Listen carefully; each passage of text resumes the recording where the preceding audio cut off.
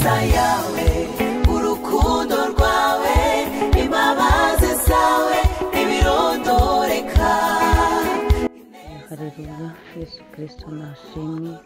Ndabashuje mu izina rya Yesu Kristo, abo tubana mu mwanya wa niba turi buri gitondo, wowe uri hano mu gihugu cyacu cy'u Rwanda, abari ku migabane itandukanye y'isi, aho muri hose ndabashuje mu izina rya Yesu.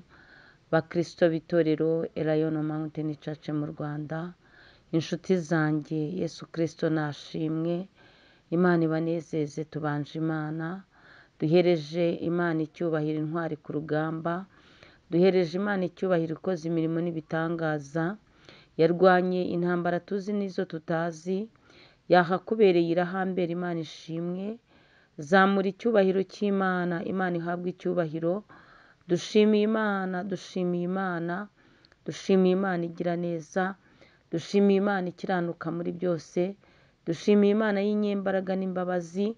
Imana ishimwe cyane. Iki gitondo tubanje Imana hose muri byose, tubanje Imana ku buzima n'ubugingo bwacu, tubanje Imana. Jya ubanza Imana wishinganishe, jya ubanza Imana uyereke ibikubabaje, jya ubanza Imana uyitambukirize amashimwe imbere, uyihereze icyubahiro. Tubanje Imana, tubanje Imana.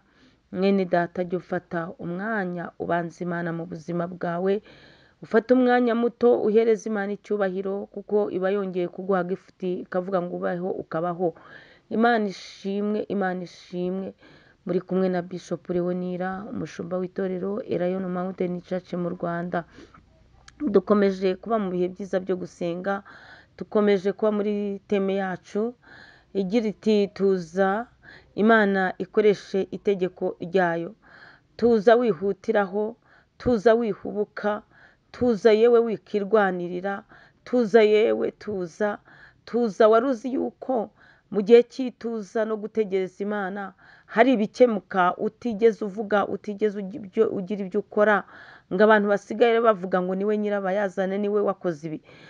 Nagushishikariza kujya utuza mu kigeragezo, bigushobeye utuze usenga Imana, ndetse nubona hari n'ikintu Imana iguturikirije ujye utuza ntawamenya. Hari igihe iyo uri umukobwa ubona fiyanse yatangira kukubwira ngo ndagukunda, ugahita uhubuka ukabibwira abantu bari bazi ko byagucanze, bagahita babinnyamo bagahita babyica. Mu bintu byose ujye utuza, ibintu byose ubonye utuze, ubihe igihe, uvuge ngo reka ndebe amaherezo y'iki gitangaza. Ese ni igitangaza gifatika cyangwa kimeze nk'amashara? Ese ni igitangaza kiri bumare igihe kikagera ku cyo nari narasenze nsaba Imana? Ujye utuza. Nuhura n'ikigeragezo gikakaye gishaririye, utuze unihire Imana, utuze uhamagara Imana, Imana yururuke ikurengere igutabare. Nakubwira ngo tuza, tuza. Umuririmbyi yuzuye umwuka, ndavugana n'abanyamibabaro, araririmba aravuga ngo imibabaro yacu yose ni kayizi, ngo kandi ahindura iyo mibabaro ngo anezeze. Imana ishimwe. Tuza nubwo ubabaye, siko bizahora ku bategereje Uwiteka. Tuza, Imana ibyibereyemo, erega ikora tutareba bigasohora tubona. Tuza, izazaho rwose, ntabwo izaceceka, izaza iguteturure. Nakubwiraga ngo tuza mwene data, tuza. Gira ibihe byiza byo gusenga, ihererane n'Imana yawe, uyibwire ibikubabaje byose n'ibikuruhije, kuko abantu bo warabibabwiye, ahubwo babihindura imfashanyigisho. Abantu bamenye imibabaro yawe, bamenya ibyawe, babihindura imfashanyigisho, kuko iyo bagiye kuvuga baravuga ngo urugero runaka byagenze gutya. Ariko buriya yaba waramenye ubwenge ukituriza, ukajya mu nzu yawe, ukajya mu cyumba cy'inzu yawe ugasenga, ukabwira Imana ibikugoye n'ibikuruhije, Imana iba yaragiye ibikemura batanabizi. Si byiza ko abantu bose bamenya iby'imibabaro yawe, kuko n'ubundi ntacyo babikoraho, ntacyo bakumarira. Ibyiza ni uko byamenywa n'Imana yawe. Amashimwe nayo arivugira. Hari amashimwe yivugira, yego hari abantu uba ugomba kubwira ngo Imana yarabikemuye, ariko hari n'abantu amashimwe yawe atera ikirungurira, amashimwe yawe akabatera kugukorera nabi, kukugirira nabi. Rero ujye utuza muri byose, usenga Imana, utuze muri byose, wereke Imana ibyawe, utuze, ntugahutireho, wihutiraho kwihorera, wihutiraho yewe kuvuga, wihutiraho. Nakubwiraga ngo tuza. Reka dusome ijambo ry'Imana, urwandiko rwa kabiri intumwa Pawulo yandikiye Abatesalonike, ibice 3, turasoma umurongo wa 5,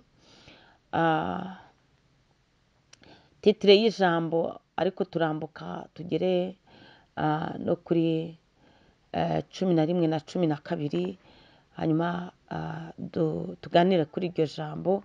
Titire yanditse ngo imbuzi zitari zimwe n'intashyo. Uwo ni Pawulo waburiraga ab'itorero ry'Abatesaloniki, hanyuma anababwira, abagira inama, anabatashya.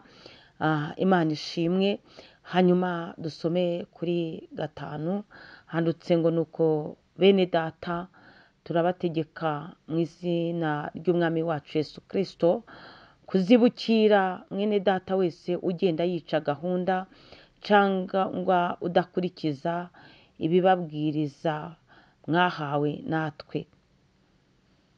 Ubwanyu muzi uko mukwiriye kutwigana, kuko tutica gahunda muri mwe. Nakubwiraga rero ngo tuze, ntukice gahunda. Murongo wa 10 handitse ngo kuko icyo ari cyo twabategetse tukiri kumwe namwe, ngo umuntu wese wanga gukora ntakarye.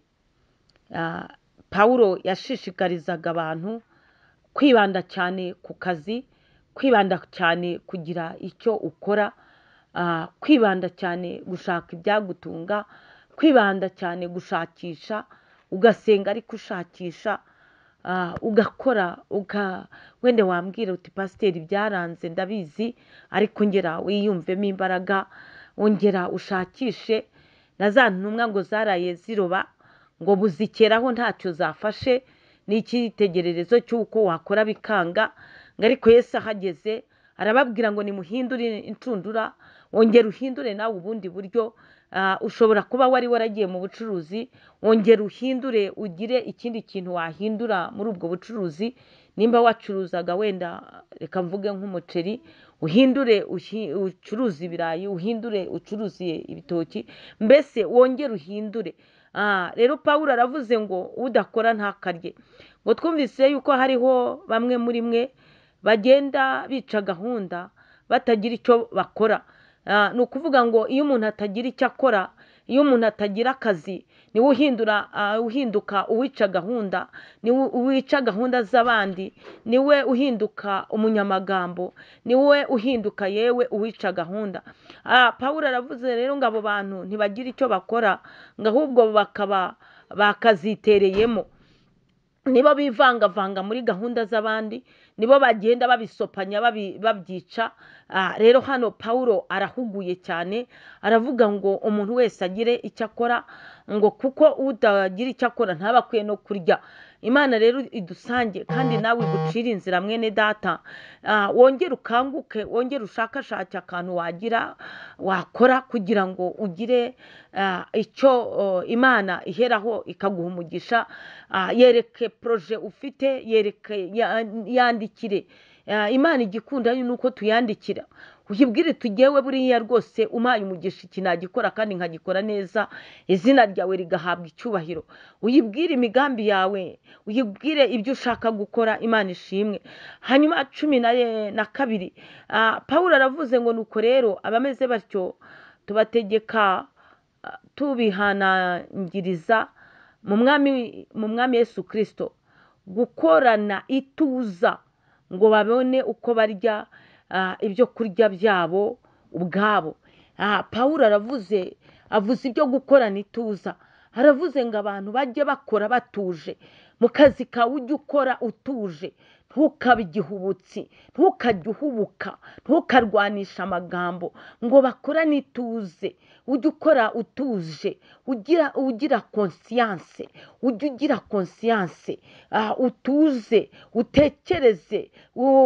Niko Pawulo akugiriye inama. Mu kazi kawe utuze, mu byo ugambirira gukora utuze, ndetse n'ibyo uzajya ujya kuvuga ujye ugira ituze, ngo bakorane ituza, ngo babone uko barya ibyo kurya byabo ubwabo. Ni ukuvuga ngo ugire ibyo uvana mu mirimo y'amaboko yawe. Imana ishimwe. Nakubwiraga ngo tuza, Imana ikoresha itegeko ryayo mu kazi kawe ubone umugisha, mu byo ugambiriye gukora ubone umugisha, ndetse tuza, Imana ikoresha itegeko ryayo hahandi byari byaranze byemere. Tuza, Imana ikoresha itegeko ryayo. Shalom shalom. Muhaye muronke, mugenda nituze mu mutima wanyu, mu mitima yanyu mugenda nituze, mu ntekerezo zanyu mugenda nituze. Imana ikoresha itegeko ryayo, umugisha w'Imana usakare mu biganza byanyu no kuri mwe. Shalom shalom. ineza yawe ku mwana w'umuntu